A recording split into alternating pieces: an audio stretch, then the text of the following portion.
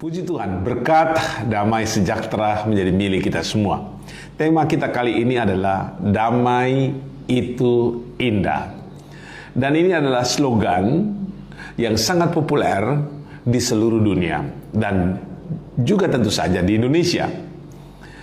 Karena memang damai itu adalah kebutuhan yang sangat mendasar, kebutuhan semua manusia. Siapa gerangan dari antara kita yang tidak rindu, tidak ingin damai? Semua mau damai. Damai di hati, damai dalam keluarga, damai dalam gereja, damai dalam komunitas kita, damai dalam hidup berbangsa dan bernegara. Kita akan lihat beberapa poin. Nomor 1, berusaha mencari perdamaian. Kita harus mempunyai tekad.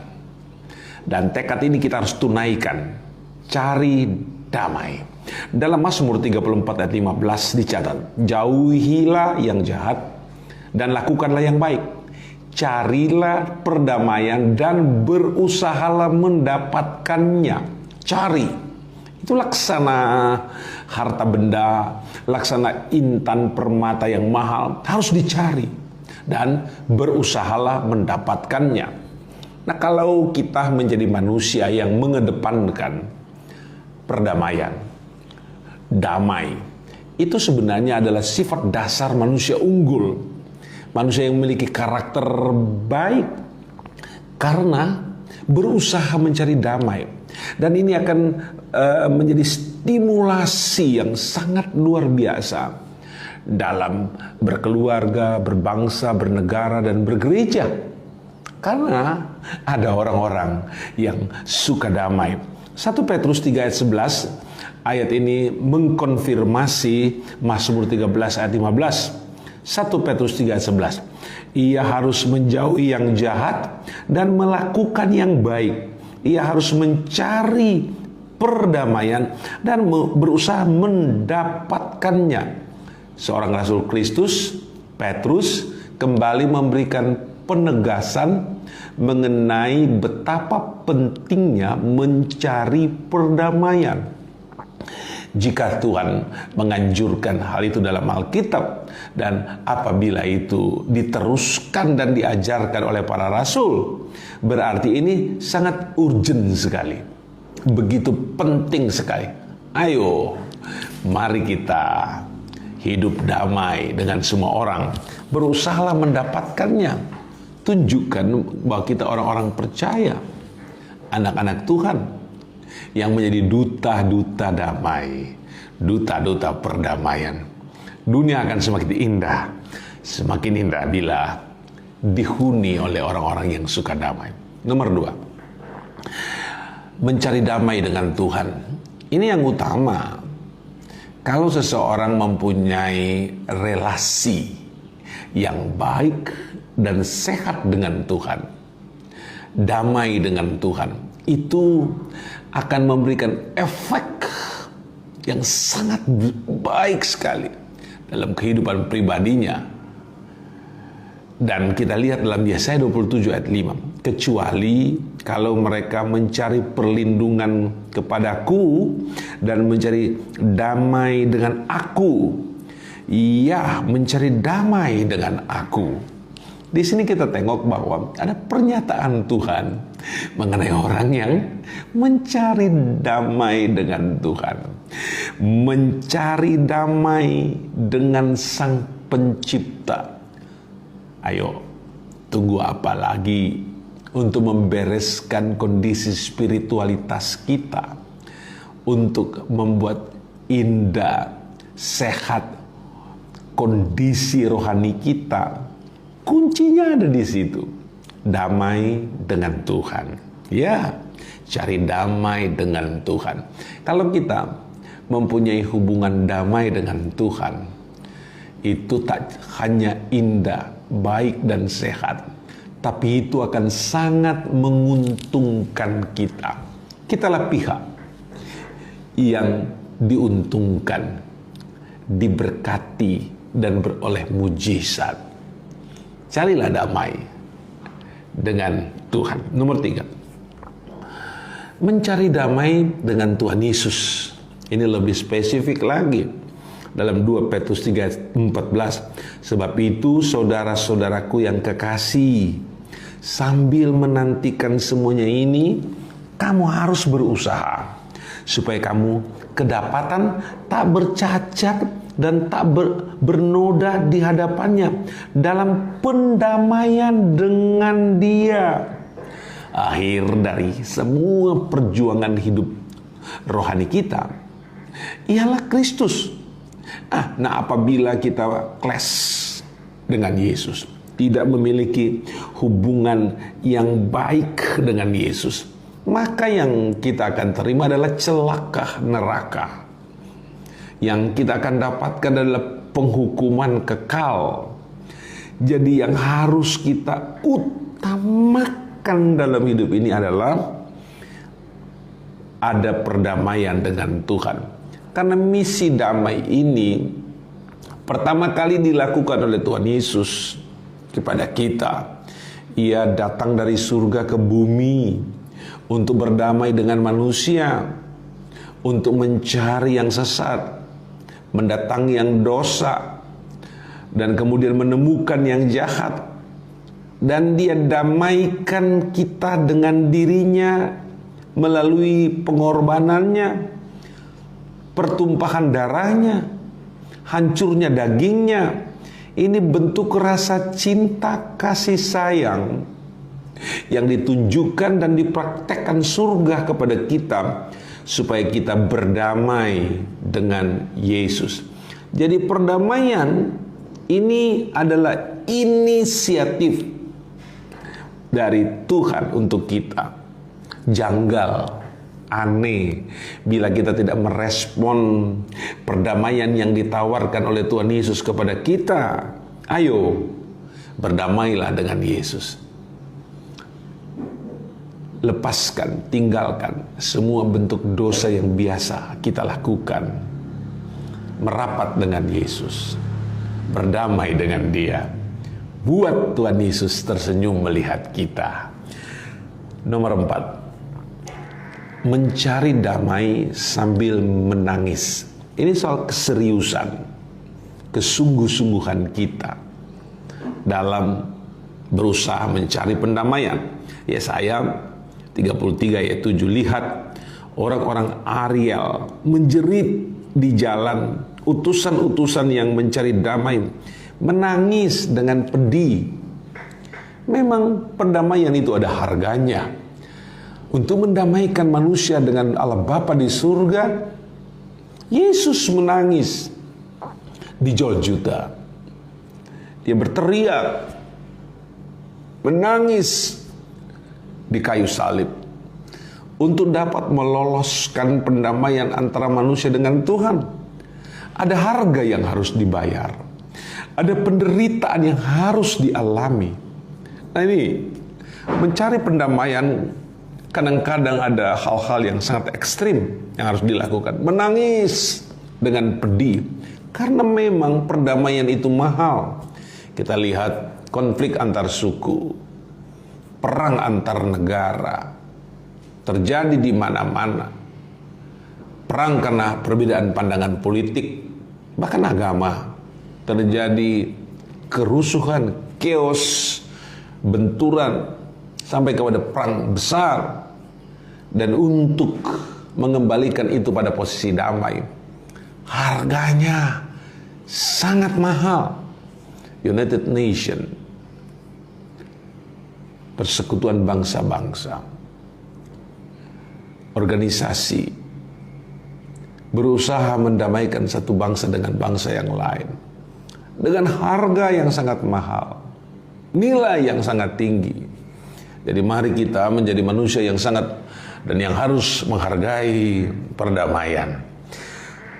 Damai itu indah. Nomor 5, berbahagialah orang yang membawa damai. Ini adalah kalimat dalam ayat yang sangat terkenal, Matius pasal 5 ayat 9. Berbahagialah orang yang membawa damai, karena mereka akan disebut anak-anak Allah. Ada predikat orang yang suka membawa damai, dia disebut anak-anak Allah. Ada status yang sangat tinggi sekali pada orang-orang yang suka membawa damai. Ia disebut anak-anak Allah. Sebuah predikat yang mulia, yang tinggi, itu menjadi status dan milik dari orang-orang yang suka membawa damai. Tunggu apa lagi? Jadilah duta-duta keamanan dimanapun kita pergi, karena nilainya sangat tinggi, kedudukannya sangat mulia. Itu kata Yesus. Hiduplah damai dengan semua orang, karena damai itu indah. Nomor 6, berdamai dengan semua orang. Kadang-kadang orang memilih orang untuk damai, memilih orang yang memiliki status A, B, C, dan D, memilih orang dari suku A, B, C, dan D, atau memilih orang yang mempunyai posisi A, B, C, dan D, sehingga damai itu pilih-pilih. Saya mau damai dengan siapa, dan saya mau dapat apa kalau damai dengan dia. Kalau kita mau jujur dan mau sehat, damai itu harus diterapkan secara konsekuen dengan semua orang. Damai itu tidak boleh pilih kasih. Damai itu harus ditunaikan dan diberikan kepada siapa saja, dari mana saja dia datang, posisinya apa, statusnya apa, dari suku manapun dia, dan dari agama apapun dia. Damai itu harus diterapkan secara universal. Roma 12 ayat 18. Sedapat-dapatnya kalau hal itu bergantung padamu, hiduplah dalam perdamaian dengan semua orang. Jadi sifat damai itu harus diterapkan secara universal, secara umum pada siapapun dia. Orang besar, orang kecil, orang dari kota ataupun orang dari desa, orang dari suku bangsa manapun juga. Damai itu harus didaratkan, harus diberikan dengan tema utama dalam hati, yaitu kasih. Ayo berangkat, pergi, praktekkan itu, tunjukkan itu kepada siapa saja. Damai itu indah. Nomor 7, suka perdamaian. Ini soal niat, kerinduan, keluhuran hati seseorang untuk mempraktekkan secara tepat, cepat, tulus dan jujur tentang perdamaian itu. Mazmur 120 ayat 7. Aku ini suka perdamaian, tapi apabila aku berbicara maka mereka menghendaki perang. Ya, harus suka damai, walaupun di sekitar kita orang suka ngamuk, suka perang, suka ribut, suka hal-hal yang rame dengan perbuatan-perbuatan yang saling melukai, saling menghancurkan, saling membinasakan. Tapi kita sebagai orang percaya, anak-anak Tuhan, kita harus menunjukkan warna kita itu, karakteristik kekristenan yang suka damai. Kita tidak akan ada bedanya dengan orang yang lain. Kalau kita suka perang, suka ribut, suka bertengkar, suka saling menghancurkan, saling membinasakan, dan apabila kita senang dengan semua gaya dan karakter seperti itu, apa bedanya kita dengan orang yang lain? Mari, jadilah orang yang suka damai. Kita akan jadi penting di mata Tuhan, dan kita akan berharga di hadapan sama manusia, karena kita punya nilai-nilai moral yang indah, nilai moral yang tinggi, luhur, dan terpuji. Damai itu indah. 8. Ada juga orang yang membenci perdamaian. Ya. Mazmur 120 ayat 6. Cukup lama aku tinggal bersama-sama dengan orang-orang yang membenci perdamaian. Banyak suka berkelahi, suka ribut, suka saling menghancurkan, tumpah darah. Banyak yang seperti itu. Merancangkan hal yang busuk, buruk, jahat, yang kemudian menimbulkan ribut, heboh, dengan model benci pada perdamaian. Benci perdamaian. Efek yang ditimbulkan oleh orang-orang yang membenci perdamaian sungguh sangat berbahaya. Efeknya menimbulkan luka yang dalam, luka yang mengerikan. Ayolah, dimanapun kita berada, munculkan, katakan, lakukan, buatlah yang damai. Nah, apabila kita melakukan semuanya itu, lihat,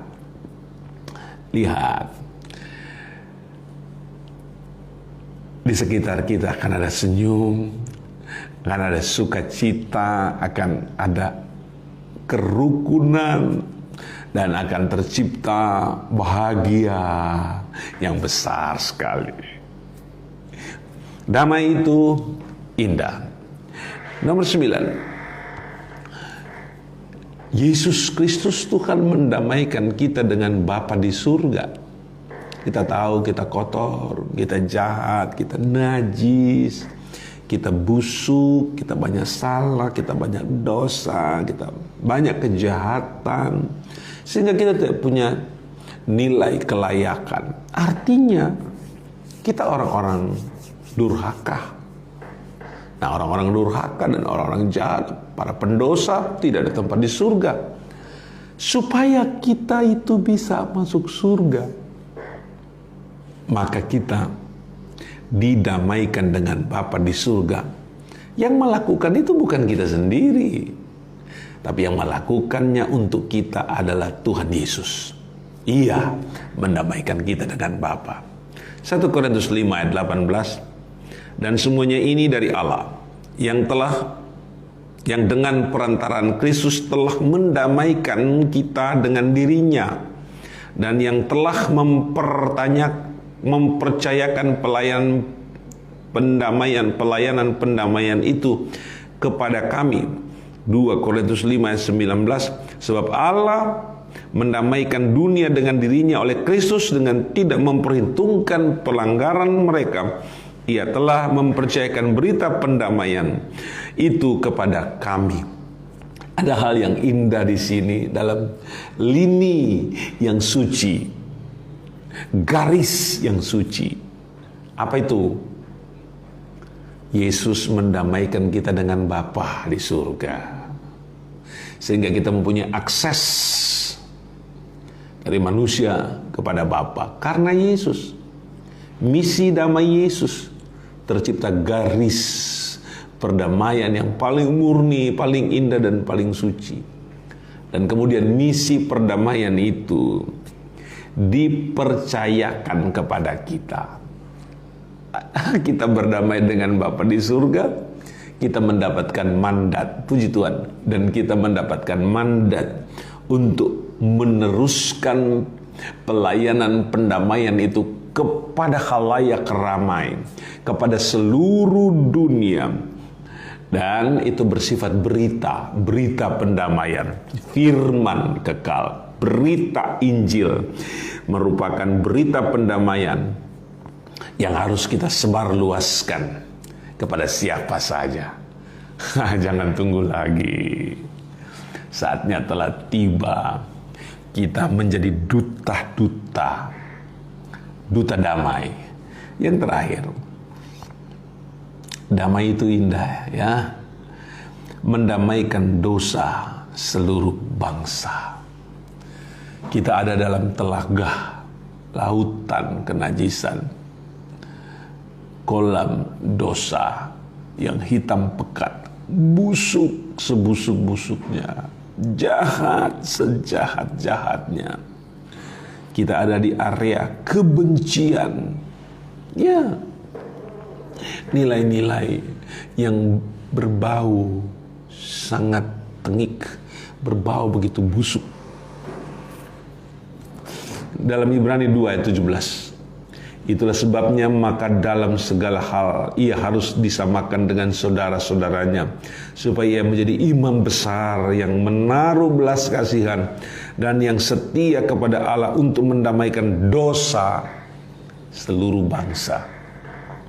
Itu Yesus telah menjadi imam yang mendamaikan kita dalam semua kebusukan dosa kita. Kita tidak layak sama sekali, sangat tidak layak. Kita patut dihukum, patut dibinasakan. Kita tidak punya hak untuk menerima yang baik dari Tuhan, apalagi keselamatan dan apalagi surga. Tapi Yesus melintasi semua kebusukan itu. Yesus melompati semua ketidakmungkinan itu dengan dasar kasih. Ia damaikan dosa seluruh bangsa, seluruh dunia dengan Bapa di surga.